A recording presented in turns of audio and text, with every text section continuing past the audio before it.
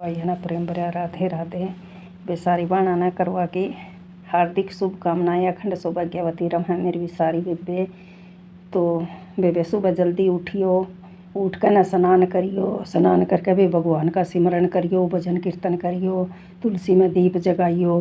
बेबे भगवान शिव और पार्वती के आगे बे वही मात ना वो करवा माता के आगे तो फोटो आगे बेबे संकल्प लियो कि हे माँ मैं व्रत करूँगी, इसे निर्विघ्न करवाना, मुझे अखंड सौभाग्यवती का वरदान देना।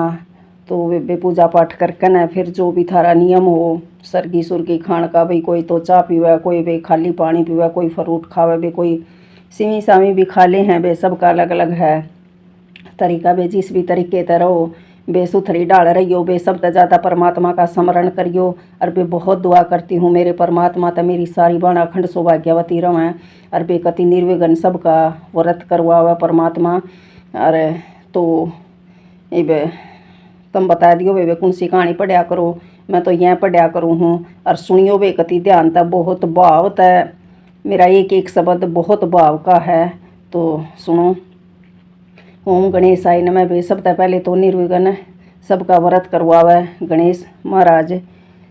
एक बुढ़िया माई थी, मिट्टी के गणेश की पूजा करती थी, रोज़ बनावे थी, रोज़ गड़ जाता था। एक सेठ का मकान बन रहा था, मिस्त्री मकान बना रहे थे। मिस्त्री तो बोली भाई मेरा पत्थर का गणेश बना दो। मिस्त्री बोलिया जितना मैं तेरा पत्थर का गणेश बनाऊंगा इतना तो मैं एक दीवारें नहीं चिन लूँगा। बुढ़िया बोली राम करे तेरी दीवार टेढ़ी हो जाए। न्यू कर दिया श्याम होगी, श्याम होगी। श्याम ने सेठ आया, उसने कहा भाई आज तो मिस्त्री तुमने कुछ काम नहीं कराया।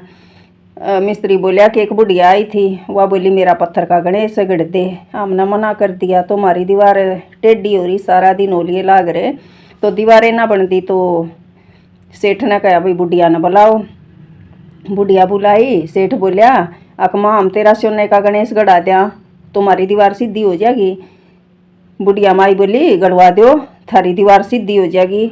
सेठ ने बुढ़िया का सोने का गणेश गढ़वा दिया। जैसे सेठ की मनसा पूरी करी गणेश महाराज ने, इसी तरह सारी बाणा का अखंड सौभाग्यवती का वरदान करा। जो भी इस कहानी ने सुना है उसकी सारी मनोकामना पूरी करा। उंगारा भरने वाले का भी भला करा परमात्मा, पढ़ने वाले का भी भला करा।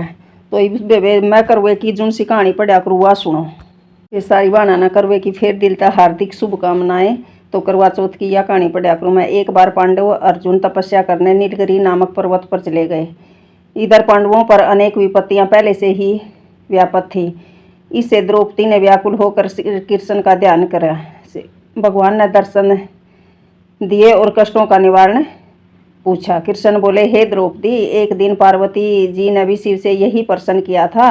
उन्होंने सब विघ्नों का नाश करने वाला करवा चौथ का व्रत ही बताया था।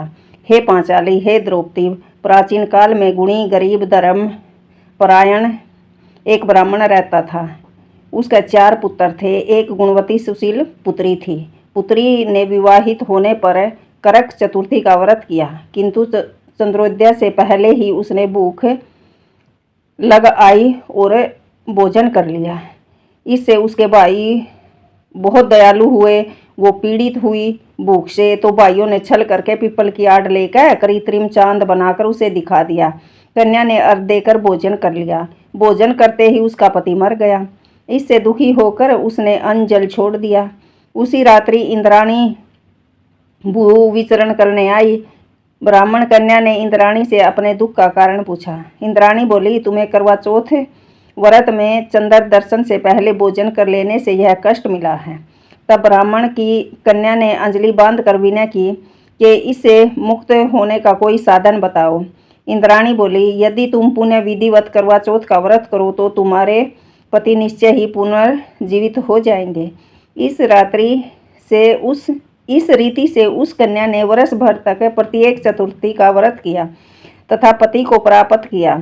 श्री कृष्ण ने कहा हे द्रौपदी, यदि तुम भी इस व्रत को करोगी तो तुम्हारे भी सभी संकट टल जाएंगे। इस प्रकार द्रौपदी ने इस व्रत को किया था तथा पांडव विजय हुई थी। इसलिए सौभाग्य पुत्र पौत्र आदि और धन धान्य की इच्छा रखने वाले व्यक्तियों को यह व्रत विधि पूर्वक अवश्य ही करना चाहिए। बेसारी बाण अखंड सौभाग्यवती रवै करवे की हार्दिक शुभकामनाएं। राधे राधे। ओम नमो भगवते वासुदेवाय नमः।